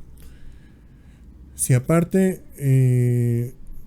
yo tengo, por ejemplo, alguna enfermedad pulmonar que me está haciendo que sature menos mi sangre, que en vez de saturar al 98 o 100%, esté saturando al 80, 85%, mi sangre va a tener ya menos oxígeno. Entonces las células que están con un proceso de obstrucción del aporte sanguíneo están ya como que en el límite. Entonces, en cuanto se termina de cerrar el aporte, porque a lo mejor se me atoró un trombo ahí en esa parte del vaso de la coronaria que ya estaba parcialmente obstruida, las células van a morir más rápidamente. ¿Por qué? Porque las mismas células van juntando como pequeñas reservas ahí de nutrientes, sobre todo de nutrientes, no de oxígeno, pero de nutrientes en su citoplasma. Si las tenemos con menor aporte sanguíneo de forma crónica y aparte en condiciones de hipoxia, las células no tienen tantas reservas de energía, y en cuanto se establece una obstrucción de la circulación, pues las células se mueren más rápidamente. Bien, finalmente vamos a ver en 3 diapositivas, muchachos, así bien rápido, el shock. Ya con lo que vimos hasta ahorita va a ser más fácil entenderlo. ¿Dudas primero sobre infartos? Creo que también está sencillo. Son producto de una obstrucción de la circulación. ¿Sí? Pero ¿alguna pregunta? Bueno, entonces vamos a concluir el capítulo con el tema de shock. El shock es un síndrome hemodinámico y metabólico, o sea, hay alteraciones de la circulación, pero también alteraciones metabólicas. Y este se da por una incapacidad del sistema circulatorio de llevar un aporte sanguíneo estable y adecuado a algún tejido. Se caracteriza por hipoperfusión sanguínea de los órganos vitales. ¿Qué es lo que va a pasar? No se va a llevar suficiente sangre a los tejidos van a empezar a tener daños celulares que, si se vuelven irreversibles, pues ya van a provocar la muerte de ese tejido, y muchas veces en consecuencia la muerte de la persona. Entonces el shock tiene 3 fases. Ahorita, antes de ver las causas, tiene 3 fases: la inicial, la progresiva y la irreversible. Estas apréndanselas bien porque les pregunto alguna de estas en el examen. La inicial o no progresiva, como su nombre lo dice, da una apariencia de que no está progresando el deterioro de la persona. Realmente sí está progresando el deterioro de la perfusión de los órganos de la persona, pero todavía los mecanismos contrarreguladores, por ejemplo la taquicardia, taquipnea, la reacción adrenérgica y demás de la persona, la están manteniendo estable. Entonces, clínicamente vamos a ver una persona que todavía por lo general está consciente, está taquicárdica y está taquipneica, pero está normotensa. Eso ya nos debe levantar ahí un foco rojo, porque la taquicardia por lo general se acompaña de hipertensión. Si cualquiera de ustedes que están saludables sale y le da una vuelta a la manzana corriendo, va a regresar y va a estar taquicárdico, pero también su presión arterial va a estar elevada porque el corazón está bombeando con más fuerza. Aquí, si la persona está taquicárdica pero la vemos normotensa, quiere decir que está compensando. Sí, está compensando por alguna pérdida sanguínea, alguna otra cosa que pueda estar ocasionando un aporte inadecuado de sangre a los órganos. La siguiente es la fase progresiva. Esta se caracteriza ya por una hipoperfusión tisular. Hasta aquí en la inicial o no progresiva, estos mecanismos de compensación, la respuesta adrenérgica, sobre todo la vasoconstricción, servían para seguirle llevando sangre a los órganos vitales. Ya empieza a haber sufrimiento o daño en algunos órganos menos esenciales, pero riñón, hígado, cerebro, corazón, pulmones siguen teniendo un aporte hasta el momento adecuado. En la fase progresiva ya no. Aquí estos mecanismos contrarreguladores ya alcanzaron el límite, entonces ya empieza ahora sí a manifestarse clínicamente el estado de shock en una persona. Esa hipoperfusión tisular ya empieza clínicamente a manifestarse. La circulación se va agravando y empiezan a aparecer trastornos metabólicos que los vamos a detectar como a una acidosis metabólica. Y aquí clínicamente se ve muy parecido a la fase inicial. Tenemos taquicardia, tenemos taquipnea, pero aquí ya hay hipotensión. O sea, el corazón está acelerado, la respiración también. Sin embargo, la presión arterial ya no se está manteniendo. Quiere decir que ya los mecanismos reguladores o contrarreguladores para la hipoperfusión tisular ya no están sirviendo, ya llegaron a su límite y ahora sí empieza a haber daño tisular a nivel generalizado. Hasta aquí todavía la persona tiene oportunidad de revertir el daño en muchos órganos. En la fase irreversible ya no se puede hacer prácticamente nada. ¿Por qué? Porque ya a nivel multiorgánico hay lesiones celulares irreversibles. Acuérdense, en las células había adaptación. Si había lesión era reversible al principio y después irreversible. Aquí ya hay lesiones irreversibles, entonces las células, aunque nosotros restablezcamos la circulación adecuada, ya no van a poder recuperarse. Ya hay lesiones tisulares graves y el paciente o la persona ya pues nada más pues le espera ahora sí que un proceso de muerte, ya no se puede recuperar los órganos. Y aquí pues ya vemos un deterioro clínico muy importante de la persona, ya se ve ahora sí bradicárdica, con bradipnea y con hipotensión. Quiere decir que ya los órganos están poco a poco empezando a desactivarse. Y para el shock puede haber muchas causas. Son estas las que vemos aquí, las principales. Cardiogénico es lo más común. Por ejemplo, en los infartos, que el corazón no funcione bien, no le llegue suficiente sangre a los órganos y entonces tenemos un shock. El hipovolémico también es muy común, esto por hemorragias en los accidentes, ¿verdad? Pero también por las enfermedades infecciosas como la diarrea, por ejemplo, la deshidratación severa o las quemaduras van a producir pérdidas masivas de líquido del espacio intravascular. La sangre pues va a disminuir su volumen, por eso de hipovolémico, y va a llegarle menos sangre a los tejidos. El shock séptico y el anafiláctico, bueno, estos tres, anafiláctico y neurogénico, tienen de fondo un mecanismo fisiopatológico muy parecido. Van a causar o van a deberse a una relajación o a una dilatación de los lechos vasculares, principalmente del venoso, aunque aquí en el neurogénico puede también disminuir la contracción cardíaca o el tono arterial, pero por lo general hay dilatación de la circulación venosa, de las venas. Las venas al dilatarse van a poder captar más sangre y entonces hay un secuestro sanguíneo en la circulación venosa. El corazón está bien, pero no le está llegando suficiente sangre, entonces no puede bombear sangre de forma efectiva a los tejidos. Ya lo separamos porque pues pueden tener causas distintas. En el choque séptico se parece mucho al anafiláctico. El anafiláctico, lo vamos a ver ahorita en el siguiente tema. Se debe a una producción de citocinas que van a estimular la vasodilatación. Algunas bacterias cuando entran a la circulación, que es lo que le llamamos la sepsis, a interactuar o al ser atacadas por los neutrófilos de la circulación, estos neutrófilos estimulan la liberación de histamina, principalmente entre otros agentes vasoactivos. Igual en el choque anafiláctico se estimula la liberación de histamina, que va a producirnos una vasodilatación generalizada, sobre todo en la circulación venosa. Hay secuestro sanguíneo y le llega menos sangre al corazón y no puede bombear de forma adecuada a los tejidos. El choque neurogénico es más raro. Esto se ve en lesiones del sistema nervioso central o de la médula espinal, que produce una pérdida del tono simpático de los vasos, pero el efecto es el mismo, se dilatan los vasos y hay hipotensión o secuestro sanguíneo en la circulación venosa. Y finalmente, pues aquí tenemos algunos ejemplos, ¿sí? de los tipos de shock.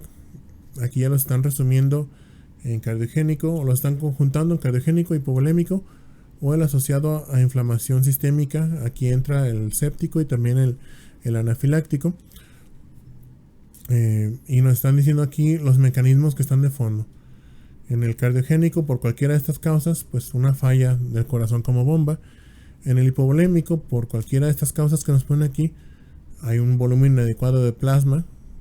O en el asociado a inflamación sistémica, aquí vemos, hay activación de cascadas de citocinas que producen principalmente vasodilatación periférica y acumulación de la sangre ahí. Bueno, creo que con esto terminamos el tema, ¿sí?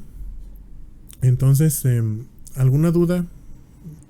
¿Alguna duda al respecto a este capítulo? ¿Algo que no haya quedado claro? Perfecto. Nada más para aclarar, el infarto se da por una obstrucción a la circulación y el shock como tal es una disminución de la circulación sanguínea. Sí, o sea, lo que pasa es que el shock es a nivel generalizado y el infarto te va a afectar nada más un tejido. Si tienes, como vemos aquí, pues la mala suerte que ese tejido sea el corazón, entonces eso te va a provocar aparte un shock. O sea, si te infartas del corazón, pues eso te va a provocar aparte un shock. Pero por ejemplo, un infarto hepático, un infarto renal, no te va a producir necesariamente un estado de shock. El shock es a nivel generalizado. No llega suficiente sangre a los tejidos y empieza a haber daño celular. Ok, perfecto, gracias. Bien. ¿Alguna otra pregunta?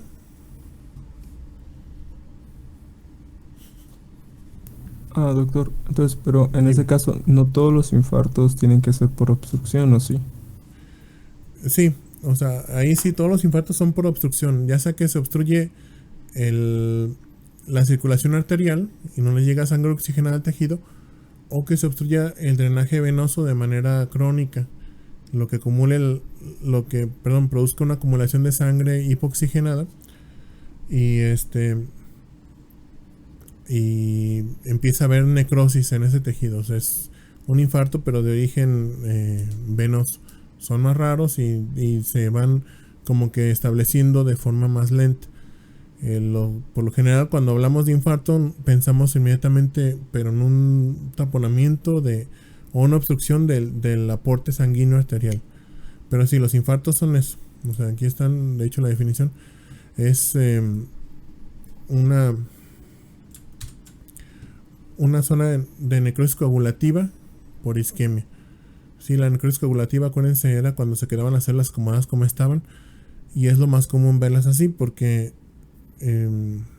no me acuerdo si lo explicamos cuando hablamos de necrosis, pero la necrosis coagulativa se da así porque la muerte de células es tan rápida que incluso se inactivan, o se cree que es por eso, pues, que se inactivan las enzimas líticas que tienen las células en su interior, y entonces estas ya no se desbaratan como en la necrosis licuefactiva.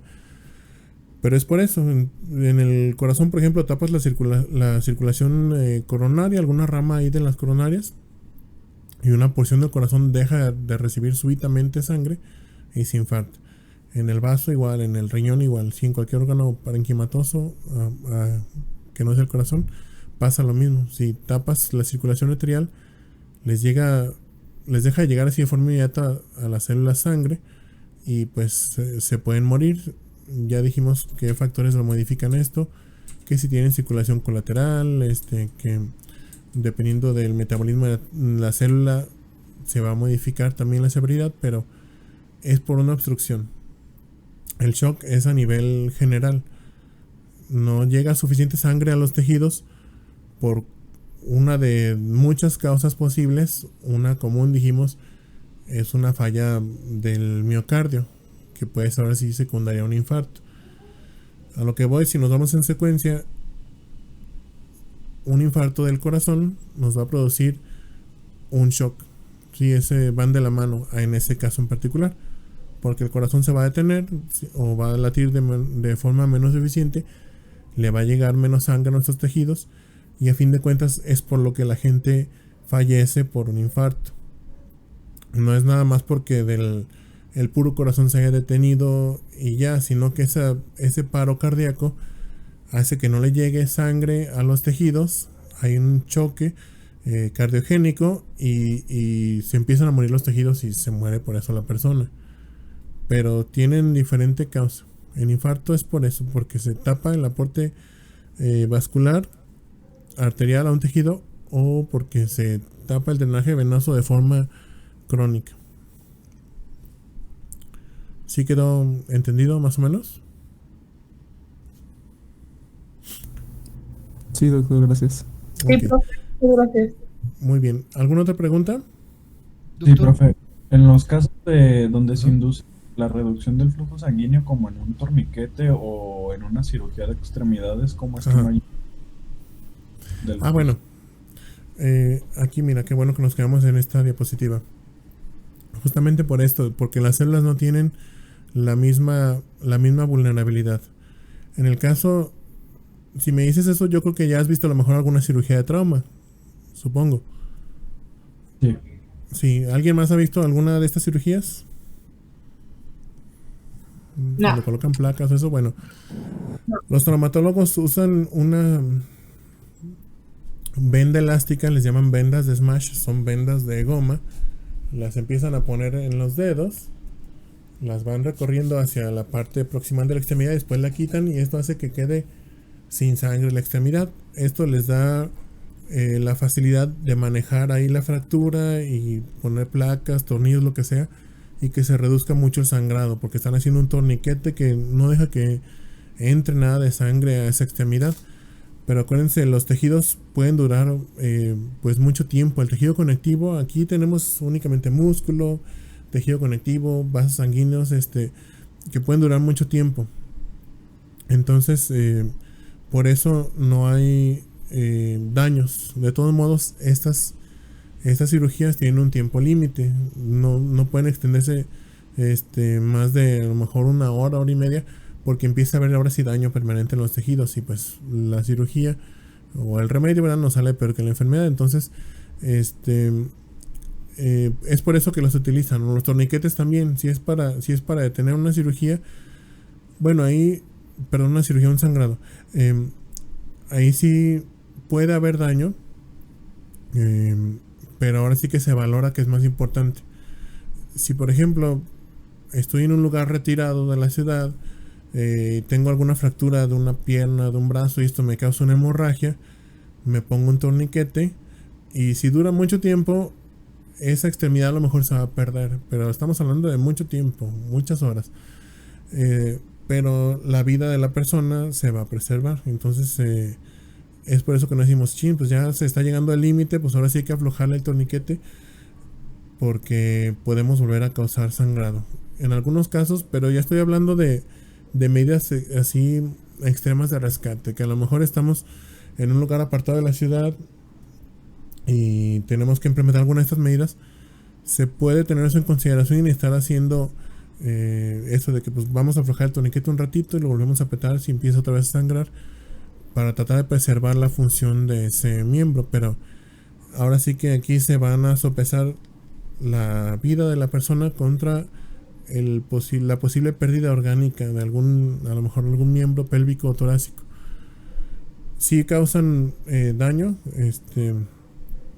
pero por esto mismo de la vulnerabilidad de las células, tenemos un umbral más o menos amplio de tiempo antes de que empiece a haber daño en esos tejidos por los torniquetes o por las vendas que utilizan los traumatólogos en sus cirugías.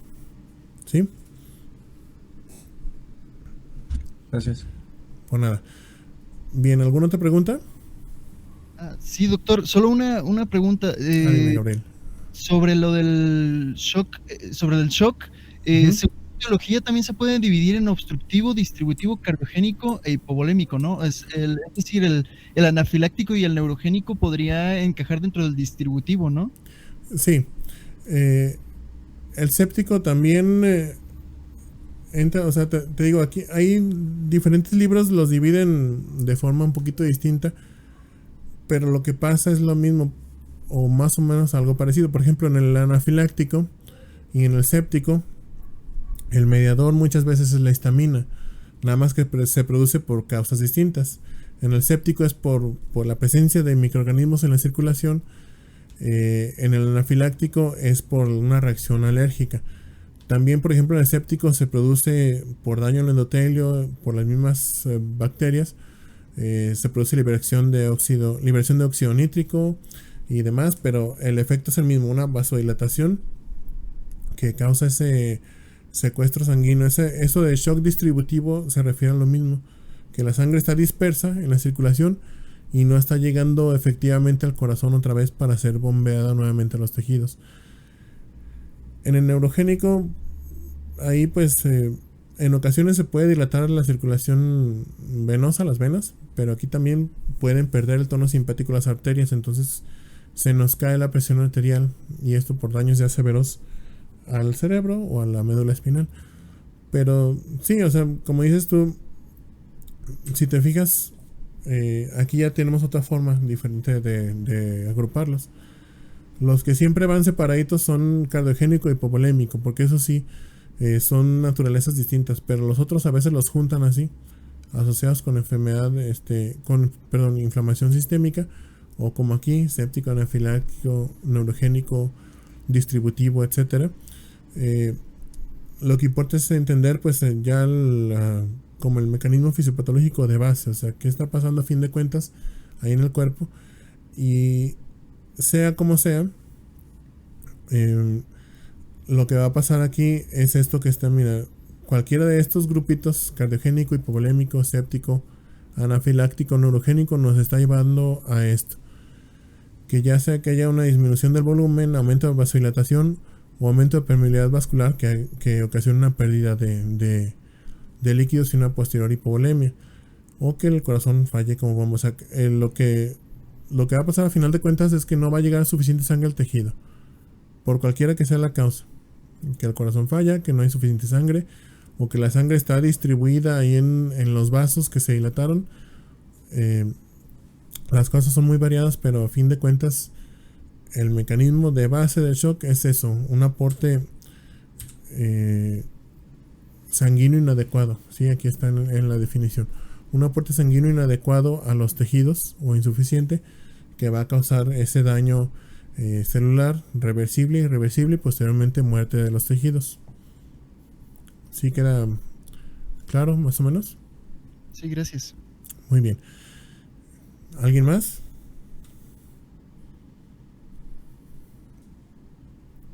Bueno, entonces nos vemos. Son las 10:03. Nos vemos si quieren ahorita en media hora. A las 10:35. ¿De acuerdo? Sí, está bien. Bueno. Sí, doctor, gracias. Muy bien, entonces ahorita los veo de regreso, chicos. Hasta luego. Sí.